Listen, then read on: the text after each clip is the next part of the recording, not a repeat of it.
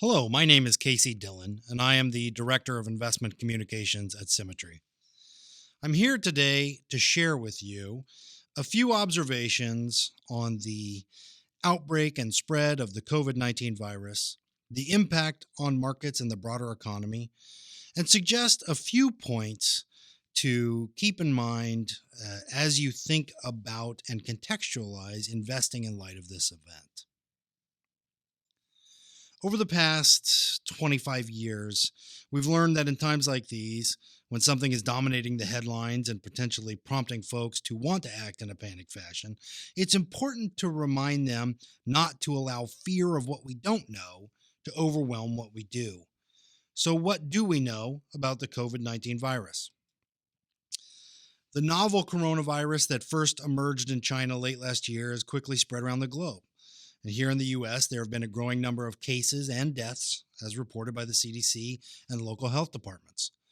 Coronaviruses are a family of viruses that cause diseases in mammals and birds, and they range from the relatively harmless, such as the common cold, to the more lethal, such as SARS. This particular virus is a SARS-CoV-2, and it causes the disease known as COVID-19. The World Health Organization has officially named it the COVID-19 virus, so folks don't confuse it with SARS. Epidemiologist consensus suggests that the virus is highly transmissible, meaning it can spread rapidly. A standard metric for infectiousness is what's called the reproduction number, or the R naught. An R naught of 1 means a person with the disease can be expected to infect one other person. If the number dips below 1, the disease doesn't tend to spread too far and will peter out. If it gets above 1, however, the disease can spread exponentially. While numbers on the range for the COVID-19 virus are still in flux, recent estimates of 1.6 to 2.8 would give it 2 times the transmission rate of the traditional flu. Well, I'm not a medical professional, and it's not my place to opine on the most appropriate response to this outbreak. We here highly recommend that you contact your healthcare professionals for advice on this issue.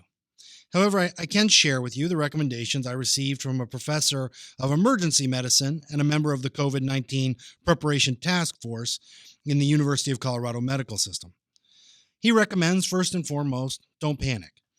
Yes, this is a pandemic, but we're all in this together, and we'll make it through it. He recommends hand washing and utilizing hand sanitizers. There's no need to panic and hoard them. However, you should take necessary precautions when it comes to hand washing.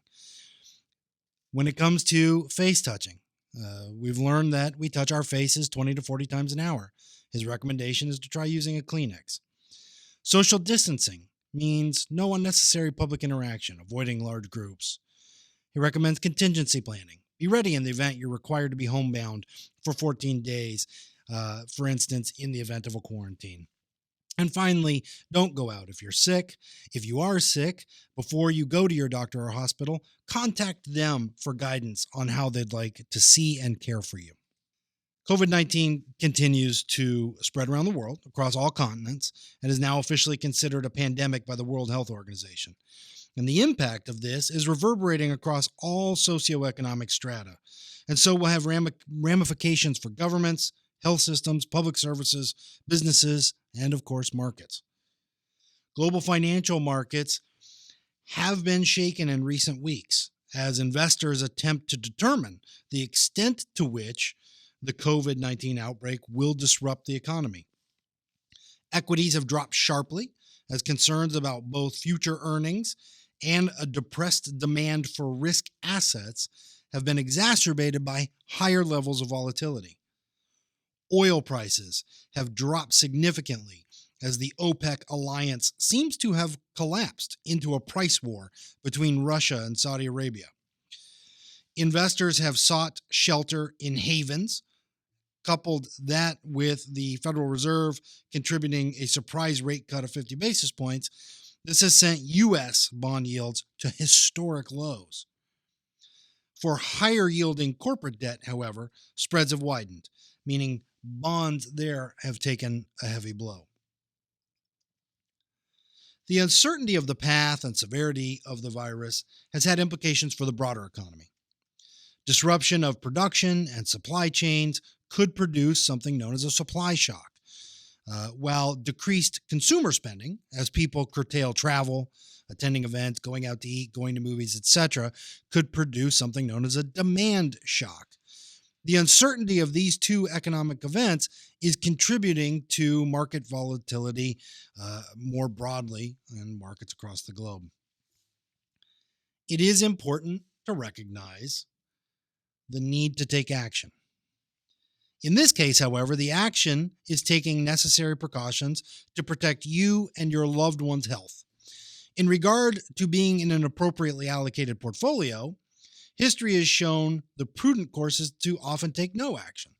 Unfortunately, this isn't the first significant outbreak markets have absorbed, nor will it be the last. Those clients who have stayed the course through these events have all tended to experience above average market levels of return. Finally, I think the founder of Vanguard, Jack Bogle, said it best. Your success in investing will depend in part on your character and guts, and in part on your ability to realize, at the height of jubilance and the depth of despair alike, that this too shall pass. Thank you so much for taking the time to join us on this call. I hope that it's been helpful for you and encourage you to look out for yourselves and your loved ones. And of course, make no panic decisions when it comes to your prudent investments. Thank you so much. Have a great day.